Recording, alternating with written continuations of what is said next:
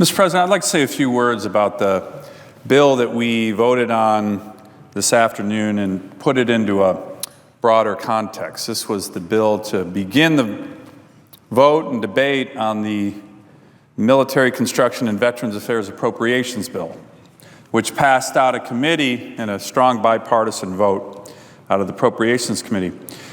You know, there's been a lot of talk, a lot of stories in the media over the last several weeks about the government running out of money, a government shutdown, and a lot of those stories, the narrative talked about the Republican Party being the one focused on a government shutdown. The media actually loves this narrative, but you know, Mr. President, like a lot of narratives in the media, they're not always so accurate.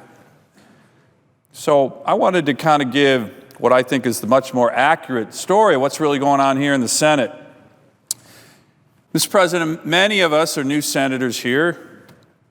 Presiding officer, yourself, myself included, 13 of us actually. And a lot of us came to Washington. A lot of us actually ran for the Senate because we were fed up. We thought the American people were fed up. We knew they were fed up with the dysfunction of the federal government. There's a lot of examples of that. You know many of them. In the last several years, we've run the debt of our nation from $10 to $18 trillion. Think about that. Looking at these interns here, that's going to be their responsibility if we don't get a hold of that. 18 trillion. An economy that can't grow, what we call the new normal here in Washington, 1.5%, 2% GDP growth. No budget. The previous Senate was not even passing a budget, the most basic function of government. Households do it, businesses do it, states do it. The federal government was not even taking the time to pass a budget. No appropriations bills, no spending bills out of the Appropriations Committee. These were all signs of a government, of a federal government that was not working, that was dysfunctional. So we came with a new majority, new leadership committed to change this. We meant to change this. We were very focused on changing this. And we have begun in a serious way to do that. What are we doing? First, we passed a budget. Hadn't happened in years, but we did that. A lot of hard work. My hat's off to the Budget Committee.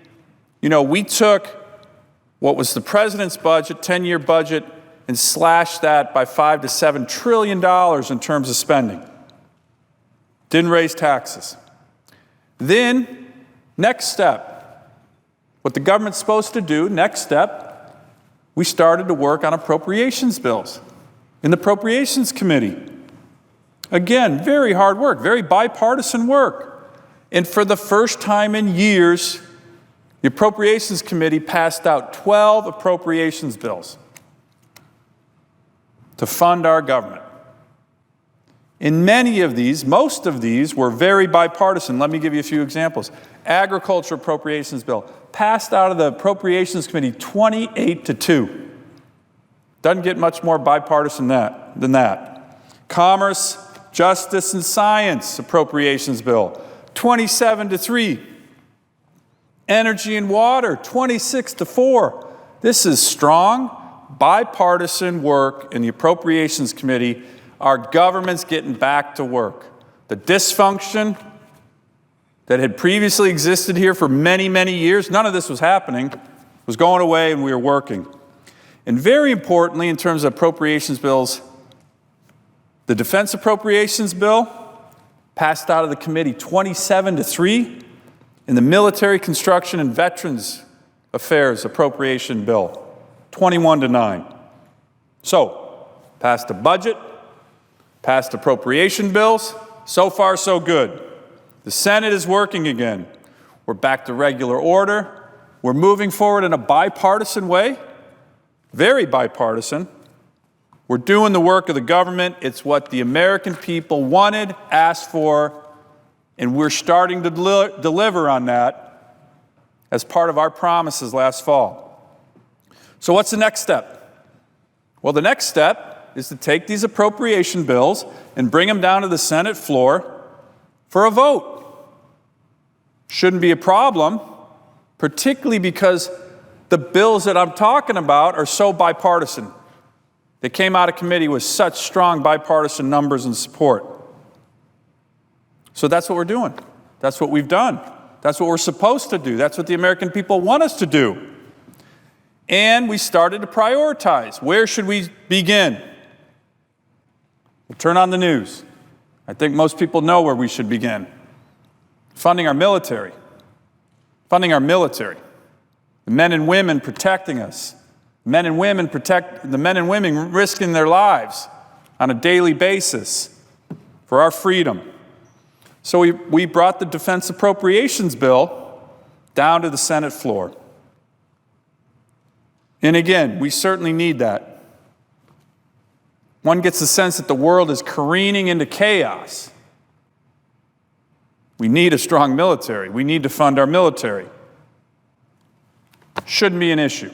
Passed out of committee, strong bipartisan vote. Everybody likes to make sure we have a strong military. So what happened? We brought it to the floor of the United States Senate, and it was filibustered. Not one, but 2 times. Mr. President, that is irresponsible. Filibustering the defense of our nation. Defunding the support for our troops. So that brings us to what we did today. We turned to another appropriations bill, military, construction, and veterans appropriations. Again, a very bipartisan bill. Very focused. Building military infrastructure throughout our country, throughout the world, and one of the most sacred responsibilities of this body, of our government, taking care of our veterans. This is a huge issue for my state, Mr. President. Alaska boasts the highest number of veterans per capita of any state in the nation, and we need to take care of our vets. So what happened today? Seems pretty non-controversial. Appropriations bill coming to the floor. It was a very bipartisan bill. Filibustered again. Filibustered again. So, Mr. President, in the past few weeks, we've had critical votes to fund our military, to fund our troops, to fund our veterans, and we can't move forward. What's going on here? What is going on here? I really don't know. It's hard to say. I sit on the Armed Services Committee. I sit on the Veterans Affairs Committee. These are 2 of the most bipartisan committees in the Senate. I know all of my colleagues, both sides of the aisle, truly respect, truly support our troops and our veterans, and truly want what's best for them. I recognize that. Then why is the other side filibustering the funding of these incredibly important bills? In essence, defunding our troops and defunding our veterans. I think the American people deserve answers on this. I think our veterans deserve answers on this. I think our troops in harm's way deserve answers on this. One thing for sure, Mr. President, the next time the media wants to write a story with a narrative about a government shutdown,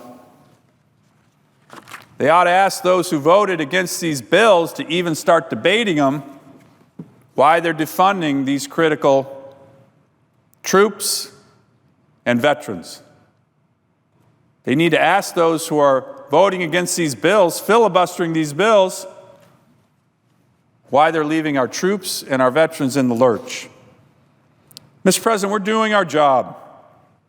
What the American people asked us to do, demanded from us last November. They wanted us to pass a budget like they do, even though we hadn't done that in years. We did. They wanted us to pass appropriations bills and to work in a bipartisan manner to get these bills through the committee, all 12, to fund the government. We did. And they wanted us to prioritize our spending and our activities and our focus in terms of government funding on the things that matter most, our military and our veterans. And we did. I have no idea why our colleagues on the other side of the aisle refuse to move with us in terms of the next step. The American people want the next step. They want the Senate to vote on these bipartisan bills that fund our military and fund our veterans. And today, once again, we're seeing that it's not happening. And I think the American people need answers. I think our troops need answers. And I think our veterans need answers on why it's not happening. Mr. President, I yield the floor.